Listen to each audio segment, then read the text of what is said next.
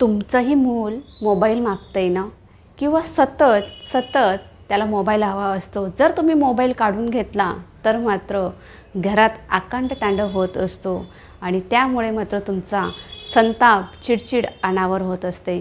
तर नक्कीच या सगळ्या गोष्टी जर तुमच्या घरातसुद्धा होत असतील तर पॅरेंट्स म्हणून तुम्ही नक्कीच त्रस्त असाल किंवा या गोष्टीचं टेन्शन नक्कीच तुमच्या सर्वांना सतावत असतात.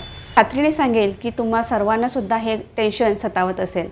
तर नमस्कार, मी Anita Panchal, clinical hypnotherapy, child council, parenting expert आणि NLP प्रॅक्टिशनर. आज तुमच्यासाठी असा एक आगळा-वेगळा विषय मी घेऊन आले आहे, जो सर्वसाधारण प्रत्येक घरामध्ये प्रत्येक पालकांना आणि मुलांना एक टेन्शन बनून गेलेला आहे. मुलांना म्हणण्यापेक्षा पालकांना जास्त आहे, कारण आता एवढी म्हणजे प्रत्येक घरामध्ये एव्हरी चाइल्ड हा मोबाईलचा अधीन गेलेला आहे आणि मोबाईलमुळे होणारे जे काही अनेक गोष्टी आहेत, म्हणजे त्याचे वाईट परिणाम अर्थात आहेतच, हे आपल्याला सर्वांना माहीत असेल. कारण अशा अनेक गोष्टी आपण सोशल मीडियावर बघत असतो, लाईव्ह आपण या गोष्टी अनुभवत असतो. ह्या गोष्टी काही तुम्हाला सांगायची गरज नाही, परंतु ह्या गोष्टी का होतात हेच आपण आपल्या याच्या विषयामधून जाणून घेणार आहोत. परंतु माझं सर्वांना आग्रहाचं सांगणं आहे, जर तुम्ही माझ्या ह्या चॅनलवर सर्वप्रथम व्हिजिट देत असाल आणि हा माझा व्हिडिओ बघत असाल तर नक्कीच माझ्या या चॅनलला सबस्क्राईब नावाच्या बटनावर क्लिक करा, बेल आयकॉन प्रेस करा आणि व्हिडिओचं नोटिफिकेशन आधी तुम्हाला मिळावं, ह्या त्यामागचा उद्देश आहे. आणि हे सर्व कंटेंट तुम्ही एन्जॉय करावात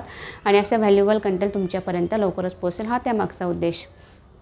तर आपला व्हिडिओ आज कंटिन्यू करूया. तर आपला विषय असा आहे की आज फक्त मोबाईलवर आपण न बोलता आपण काही गंभीर गोष्टी आज बघणार आहोत. कारण मला माहिती आहे तुम्ही अनेक गोष्टी या गोष्टी तुम्ही ऐकल्या असेल, यापूर्वीसुद्धा असे अनेक व्हिडिओ बघितले असतील की मोबाईल का सोडावा, कसा सोडावा, काय करावं, का होतात ह्या गोष्टी आपण न बघता आपण सायकोलॉजिकल त्यावर ह्या गोष्टी कशा मुलांवर बिंबत गेल्या किंवा आपल्या मुलांपर्यंत कशा या म्हणजे मुलं त्याच्याकडे कसे जास्त ओढले जात आहेत, हे जर आपण सायकोलॉजिकल समजून घेतलं तर नक्कीच आपल्याला यामागचं कारण म्हणजे रिझन्स कळेल आणि या रिझन्सवर आपण नक्कीच मात करू शकतो आणि त्यावर आपल्याला एक ठोस उपाय एक पालक म्हणून नक्कीच तुम्हाला मिळेल, ही एवढी मात्र मी खात्री देते. तर सायकोलॉजिकल विचार केला तर ह्या गोष्टी मुलांच्या कडे येण्याच्या आधी असं म्हणण्यापेक्षा आपण ह्याच गोष्टींची मुलांना जास्त सवय म्हणजे लावण्यासाठी एक पालक म्हणून सुद्धा एक जबाबदार आहोत, हे आपण आधी मान्य केलं पाहिजे.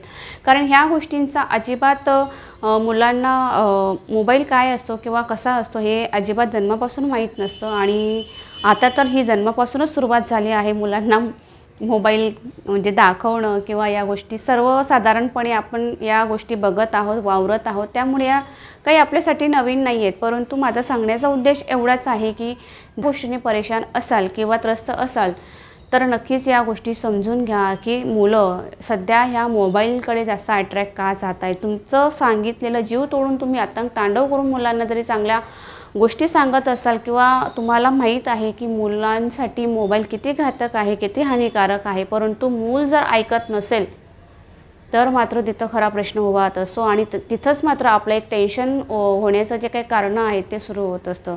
परंतु हे टेन्शन न घेता जर त्यामागचे रिझन्स तुम्ही जाणून घेतले तर नक्कीच तुमचा फायद्याचं ठरेल. तर हाच विषय आपला आपण असं जाणून घेणार आहोत की मुलांचा सायकोलॉजिकल मोबाईल बघण्यामागचं कारण काय आहे. तर आपल्याला सर्वांना माहीत असेल की आपल्या ब्रेनला अशा काही गोष्टी ठराविक गोष्टी आवडतात, ते म्हणजे आपला जे विचार करण्याची क्षमता आहे किंवा आपला मेंदू त्याला कार्यरत असतो तर ते आहे आपलं डोपामाइनच्या म्हणजे केमिकल्सवर आधारित. तर हा डोपामाइन काय करत असतो की हा डोपामाइनचं काम काय असतं की आपल्याला आनंद लहरी जे काही निर्माण करत असतं ते केमिकलचा स्राव करत असतं. तर आपल्या मेंदूला फक्त एकच गोष्ट आवडत असते, तो या तीनच गोष्टींवर जास्त काम करत असतो. तो म्हणजे एक व्हिज्युअलायझेशन, हालचाली आणि आवाज, कलर्स.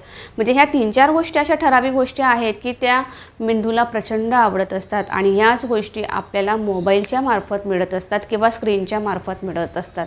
तर ह्याच गोष्टी आहेत ज्या मुलांच्या ब्रेनला कुठे ना कुठे अट्रॅक्ट करत असतात. कारण मोबाईलमध्ये बघा ना अशा अनेक गोष्टी आहेत त्या मुलांना म्हणजे आवाज असेल, कार्टून्स असतील, जरी कार्टूनमध्ये आवाज नसेल पण हालचाली, कलर्स, त्यांचे जे काही विनोद असतील तर ह्या गोष्टी काय असतात त्या मुलांना आनंद देणाऱ्या असतात आणि ह्याच गोष्टींची जी सवय असते तर ते सवय मात्र हे आपल्या मेंदूच्या डोपामाइनने ती एक पॅटर्न क्रिएट करायला त्याला मदत करत असते आणि ह्या आनंद लहरी जशा जशा आपल्या मेंदूतून स्रावू लागतात तसं तसं आपल्याला अजून या गोष्टी आवडायला लागतात. हे फक्त लहान मुलांच्या बाबतीतच नाही आहे, तर आपल्या सर्वांच्या बाबतीतसुद्धा या गोष्टी होत असतात. जर सायकोलॉजिकल विचार केला तर डोपामाइन, सेरोटोनिन लेव्हल ह्या गोष्टी आपला मूड बदलण्याचं एक माध्यम आहेत किंवा त्याला कारणीभूत असू शकतात. जर ह्या डोपामाइनची लेवल जर तुमच्या मुलांमध्ये जास्त वाढत असेल तर नक्कीच त्यांना हा इंटरेस्ट अजून आणि अधिक वाढत असतो. आणि ज्यावेळेस तुम्ही त्यांच्याकडनं मोबाईल काढून घेतला तर मात्र तिथं त्यांना त्या गोष्टींचं पुरेसा त्यांना तो आनंद घेता येत नाही आणि त्यावेळेस मात्र त्यांचा जो डोपामाइन आहे त्याचं लेवल थोडं इनबॅलन्स व्हायला लागते आणि त्यामुळेच मुलांमध्ये अँक्झायटी, चिडचिडपणा, त्रस्त होणं, अस्वस्थपणा जाणवणं अशा अनेक सिम्पटम्स मुलांमध्ये दिसून येत असतात. तर ह्या गोष्टी आहेत आपल्या सायकोलॉजिकल, की मुलांमध्ये मोबाईलची आवड जास्त निर्माण काय होत असते, तर ह्या त्यामागचे रिझन्स आहेत.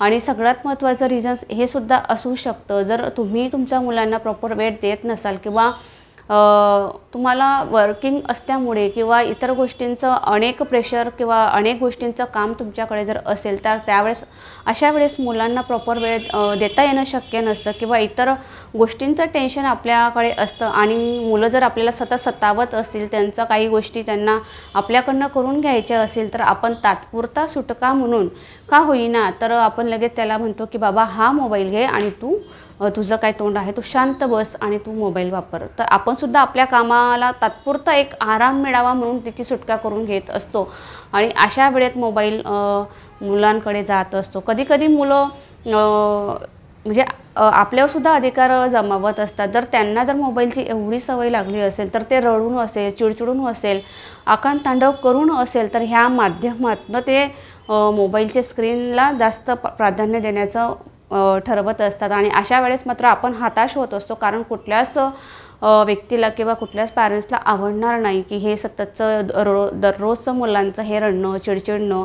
तर कुठे ना कुठे जो पालक आहे हा कुठे ना कुठे त्रस्त होतो आणि त्यामुळे मुलांना मोबाईल दिला जात असतो. तर आपण कुठेतरी हात टेकले किंवा आपण पॅरेंट्स म्हणून कुठेतरी हार मानली तर ह्याच गोष्टीला मुलं पकडून धरतात आणि तिथूनच मुलांची सुरुवात म्हणजे त्यांना यशस्वी होण्यामध्ये ते मदत करत असतात. तर अशा वेळेस मुलं प्रत्येकदा आपल्याला त्याच गोष्टी आपल्या नाचवून सोडत असतात आणि आपल्याकडनं ह्या गोष्टी ते वधवून घेत असतात किंवा त्याला मान्यता मिळवून घेत असतात. तर अशा अनेक कारणं आहेत जे तुम्हाला सुद्धा माहीत असतीलच, परंतु ह्या गोष्टींमुळे आपल्या मुलांना मोबाईलची सवय जास्त लागत असते. हे मात्र आपण आधी पालक म्हणून समजून घेतलं पाहिजे. जर तुम्हाला या गोष्टी कमी करायच्या असतील किंवा मुलांकडनं हा मोबाईल सुटावा असं जर तुम्हाला नक्कीच वाटत असेल तर माझा तुम्हाला आवर्जून एक छोटासा प्रश्न आहे आणि तो प्रश्न आधी समजून घ्या आणि त्याचं कमेंट्सच्या माध्यमातून मला नक्कीच म्हणजे टाईप करून मला कळवा की तुम्ही या गोष्टीला किंवा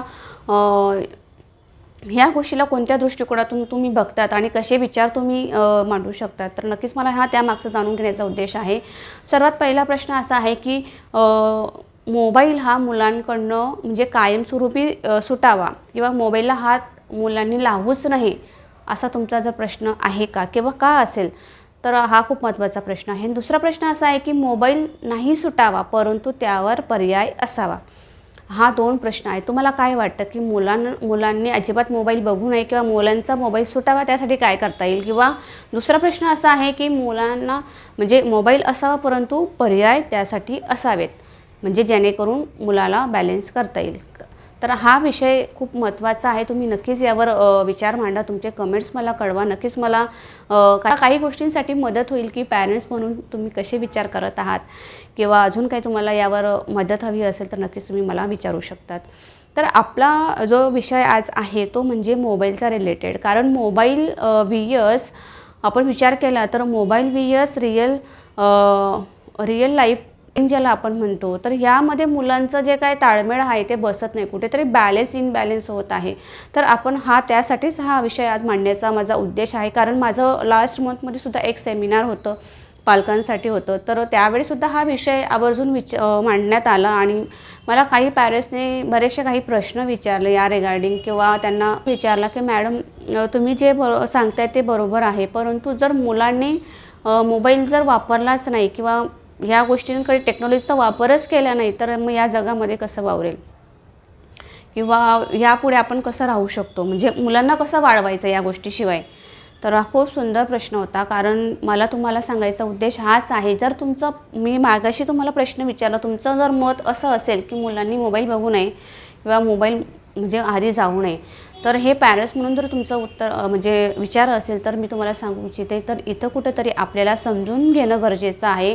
कारण मला कुठेतरी चुकीचं ठरवण्याचा माझा उद्देश नाही आहे, परंतु तुम्हाला एक समजावून सांगण्याचा हाच प्रयत्न असेल माझा, की तुम्ही जर पालक म्हणून जर समजून घेत असाल की आपल्या मुलांनी या धावपळीच्या जगामध्ये किंवा ह्या डिजिटल युगामध्ये चांगलं राहावं, या टेक्नॉलॉजीचा आधार घ्यावा, तर नक्कीच तुम्ही मुलांना या गोष्टींसाठी एक समजून घेतलं पाहिजे. जर मूल तुमचं थोडं म्हणजे वाढत्या वयाचं असेल तर नक्कीच या गोष्टी चांगल्या असतात मुलांसाठी. मुलांनी मोबाईल बघावा, परंतु त्यासाठी मात्र काहीतरी एक लिमिटेशन असावं किंवा त्यासाठी त्या रिलेटेड काहीतरी गोष्टी त्यांनी आत्मसात करावा, हा त्यामागचा उद्देश असावा. तर हे जर तुमच्या मुलांच्या बाबतीत होत असेल किंवा यासाठी जर तुम्ही मुलांचा स्क्रीन टाईममध्ये तुम्ही म्हणजे सहभागी असाल, तर नक्कीच हा योग्य आहे. परंतु मगाशी म्हटल्याप्रमाणे जर तुमचं ठाम मत असेल की मोबाईल बघू नये, तर इथं कुठेतरी आपल्याला हे समजून घेणं गरजेचं आहे किंवा तिथं आपल्याला विचार करणं गरजेचं. जर तुम्ही मुलांना मोबाईल इन फ्युचरमध्ये जर पूर्ण टोटली बंदच ठेवला, तर मुलं अनेक माध्यमातनं या गोष्टीकडे वळायला जाऊ लागतील. मग त्यांचं खोटं बोलणं असेल किंवा बाहेर जाऊन मग म्हणजे मित्रांच्या सानिध्यात जाऊन या गोष्टी बघणं असेल किंवा मग त्यांचं सायकोलॉजिकल इतर गोष्टी त्यामध्ये येऊ शकतात. परंतु याला जर कुठेतरी एक शिस्तबद्धता दिली किंवा याला जर कुठे एक रुटीन दिलं किंवा रुटीन म्हणण्यापेक्षा याला जर आपण एखादा नियम लागू केला, तर नक्कीच या गोष्टी आपल्याला बॅलेन्स करता येतील. मग त्यासाठी अनेक अशा काही गोष्टी आहेत ज्या आपण मुलांसाठी करू शकतो. मग सगळ्यात महत्त्वाचा असा एखादा काहीतरी दिवस ठरवायचा आपल्याला, जो म्हणजे आपला ह्या टेक्नॉलॉजीशी रिलेटेड किंवा स्क्रीन डिटॉक्स डे त्याला आपण म्हणू शकतो. तर असा आठवड्यातनं जर एक पालक म्हणून आपण ठरवला पूर्ण परिवाराने, जर आपण मोबाईल एक दिवस पूर्ण वापरू नये, जर एखादं काही तुमचं मुद्द्याचं काम असेल, महत्त्वाचं असेल, ऑफिस रिगार्डिंग असेल, तर अर्थात तुम्ही त्यावेळेला तुम्ही थोडंफार घेऊ शकतात. परंतु प्रयत्न करायचा आहे की आपला हा स्क्रीन डिटॉक्स डे आपल्याला पाळायचाच आहे. नक्कीच त्याला तुम्ही सुद्धा सहभागी व्हा आणि मुलांनासुद्धा या गोष्टींमध्ये सामील व्हायला मदत करा.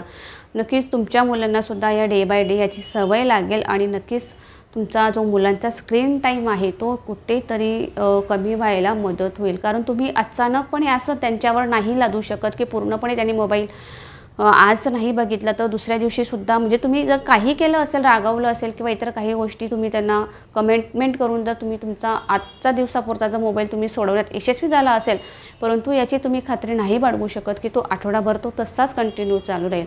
तर यामुळे काय होईल, मुलांना मग त्या गोष्टींची काही अतिरेक गोष्टींची सवय लागू शकतात. हे चान्सेस त्याच्यामागे जास्त असू शकतात. आणि दुसरा मुद्दा असा असतो की महत्त्वाचं कारण म्हणजे तुम्ही असा एखादा म्हणजे वेळ तुम्ही ठरवा, म्हणजे ज्यावेळेस तुम्ही रात्री घरी येतात, ऑलमोस्ट सगळेजण सोबतच आपण जेवत असतो. सकाळचं कोणाला पॉसिबल होत नाही बऱ्याच वेळास की ऑल फॅमिली आपण एकत्र जेवण करावं. तर रात्रीचा हा वेळ आहे आपल्याला डिनर करताना, तर तुम्ही हा फ्री म्हणजे डिव्हाइस फ्री जर तुम्ही डिनर केला, तर नक्कीच ह्या गोष्टी आपल्याला मुलांच्या स्क्रीन टाईमपासून थोडंसं लांब ठेवण्यासाठी मदत होईल. कंपल्सरी या गोष्टी एक नियम लागू करा स्वतःसाठी पण आणि आपला म्हणजे पाल्यांसाठी पण, की जेवताना अजिबात TV किंवा मोबाईलचा आपण यूज करू नये, हा त्यामागचा. कारण असा बराच वेळा असं होतं की मूल जेवण आलेलं आहे ताटासमोर, आई त्याला भरवते आहे, परंतु तो मोबाईल बघून तो भरवतोय.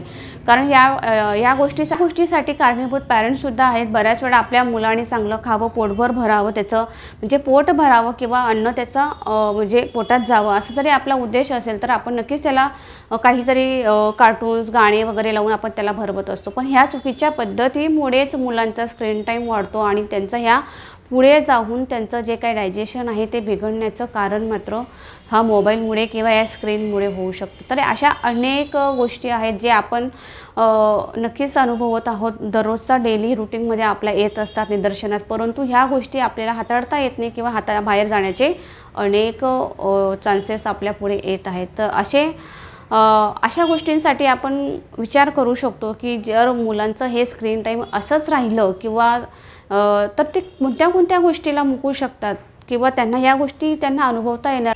तर अशा मुलांचा जर तुम्ही अनुभव बघाल तर प्रॅक्टिकली अजिबात त्यांचा काही असा सहभाग नसतो. त्यांचा अनुभव हे फक्त कृत्रिमरित्या असतात.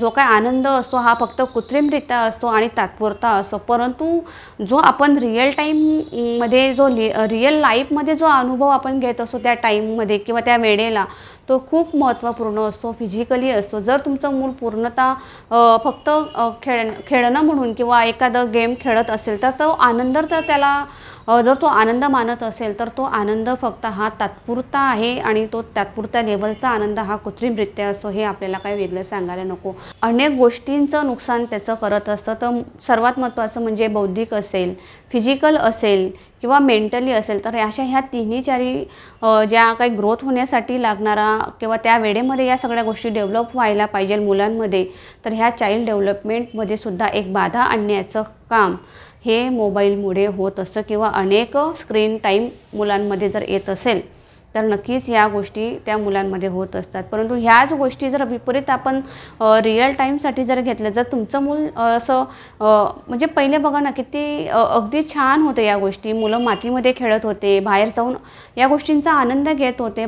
चार मुलांमध्ये राहणं असेल, खेळणं असेल, दंगामस्ती असेल, ह्यामुळे काय होतं, एक फिजिकल ग्रोथ त्यांचा चांगला होत असतं. भरपूर उड्या मारून त्यांचं एनर्जी तिथं बर्न करत होते.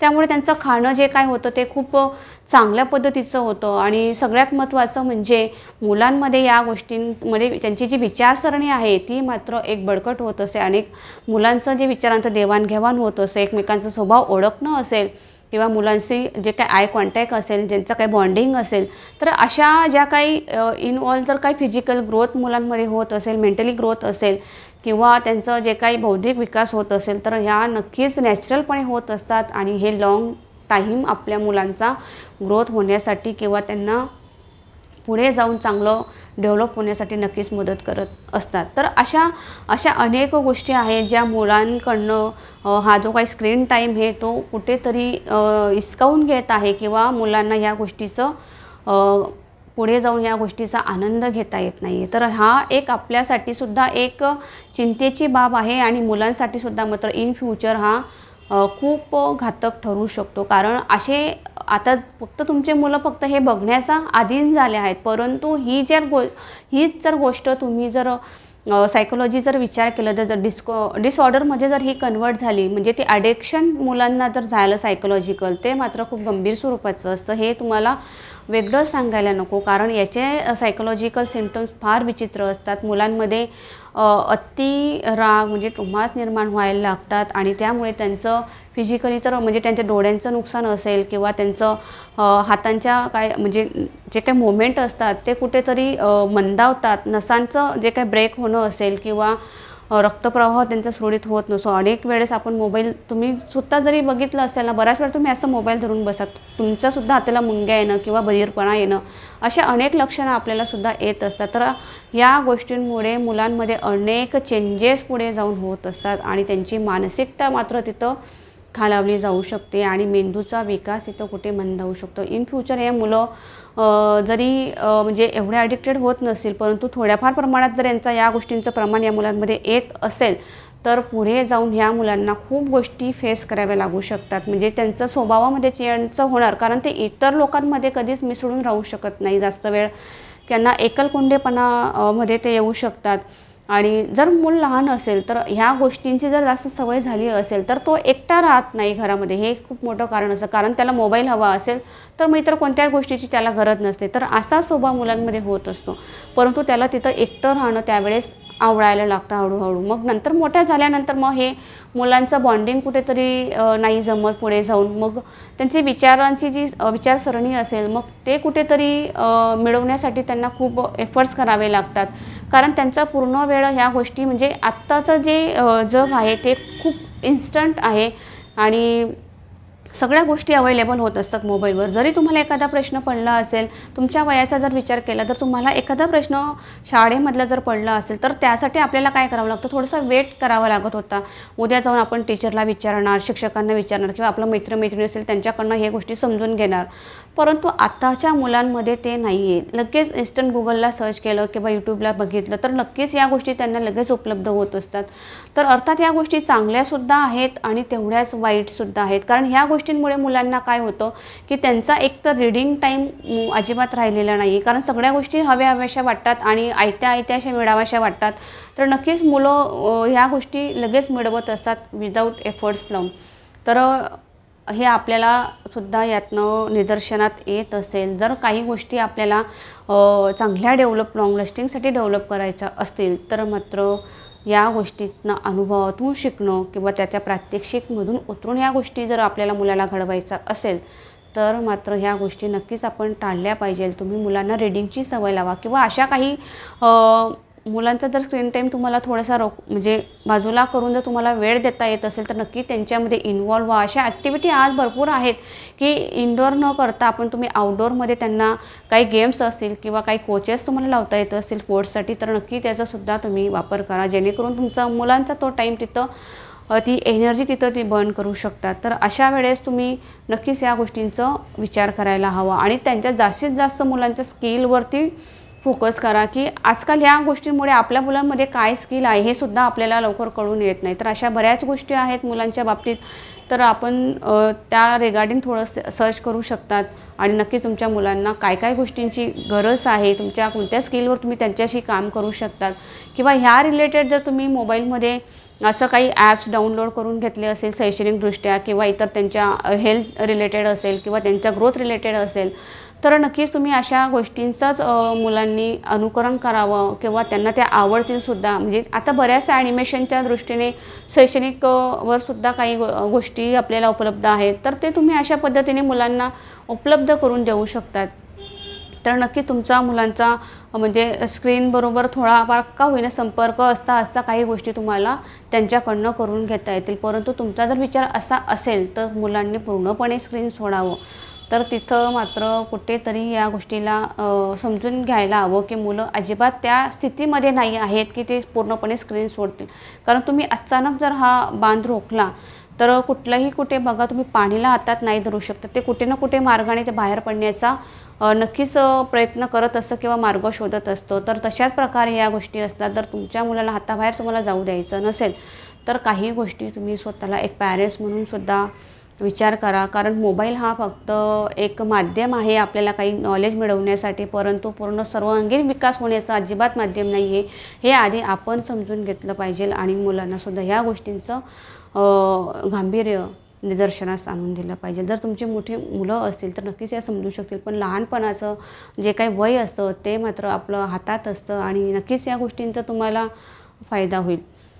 अनेक गोष्टींच्या माध्यमातून आपण मुलांना स्क्रीन टाईमपासून त्यांचा रिअल टाईम जो काय आहे त्यांच्या आयुष्यातला तो त्यांचा आनंद कसा मिळवून देता येईल नक्कीच यामागे तुमचा उद्देश असावा. हाच या व्हिडिओच्या माध्यमातून म्हणजे सांगण्याचा उद्देश आहे. तर नक्कीच सगळ्यात महत्त्वाचं जर आहे तो म्हणजे मुद्दा तो म्हणजे आपल्या मुलांशी आपल्याला इमोशनली बॉन्डिंग असायला हवं किंवा कनेक्टेड असायला हवं. मान्य आहे की आजकाल मुलांना वेळ देता येत नाही, परंतु तरीसुद्धा प्रयत्न करावा की आपल्या मुलं आपल्याशी कनेक्ट कसे होतील. कारण मुलांना तेच हवं असतं की आपल्याला कोणीतरी बॉन्डिंग करावं, कनेक्ट करावं. तर हे माध्यम मात्र फक्त मुलं मोबाईलच्या आहारी जाऊन किंवा इतर गोष्टींच्या आहारी जाऊन शोधत असतात. तर तिथं आपण थोडंसं म्हणजे सजगतेने या गोष्टींचा विचार करावा. नक्कीच तुम्हाला यातनं मार्ग मिळेल आणि तुमच्या मुलांचं जे काही आयुष्य आहे ते चांगलं तुम्हाला सुधारण्यासाठी एक पालक म्हणून तुम्हाला नक्कीच बळकटी मिळेल. कारण आपण एक सुजाण पालक आहोत. सजगतेने जगूया, सजगतेने आपण मुलांना घडवूया, हे हा त्यामागचा उद्देश असावा. जर माझा हा व्हिडिओ तुम्हाला आजचा आवडला असेल, थोडासाही व्हॅल्युबल वाटला असेल किंवा तुमच्या मदतीचा असेल तर नक्कीच माझ्या ह्या चॅनलला सबस्क्राईब करा आणि बेल आयकॉन प्रेस करायला अजिबात विसरू नका. आणि जर हा कंटेंट खरंच हेल्पफुल असेल इतरांनासुद्धा याला शेअर करावा, तर तुम्हाला हे नॉलेज पोचवण्याचं जर वाटत असेल नक्की शेअरसुद्धा करा. आणि तुमचे काही कमेंट असतील ह्या रिलेटेड, अजून काही तुम्हाला माहिती हवी रिगार्डिंग किंवा स्टुडंट डेव्हलपमेंट रिलेटेड रिगार्डिंग, कारण अजून बऱ्याचशा काही गोष्टी असतात त्या सायकोलॉजिकल इथं आपण पूर्ण नाही एका व्हिडिओच्या माध्यमातून सांगू शकतो किंवा या प्रॉब्लेमवर आपण काय करू शकतो हे सगळं एका व्हिडिओच्या माध्यमातून नाही आपण मांडू शकत. जर तुम्हाला असे काही इश्यूज असतील सायकोलॉजिकल तर नक्कीच तुम्ही आमच्याशी संपर्क करू शकतात किंवा मग कमेंटच्या माध्यमातून तुम्ही विचारू शकतात. मी नक्कीच तुम्हाला याचं समाधान देण्याचा नक्कीच प्रयत्न करू शकते.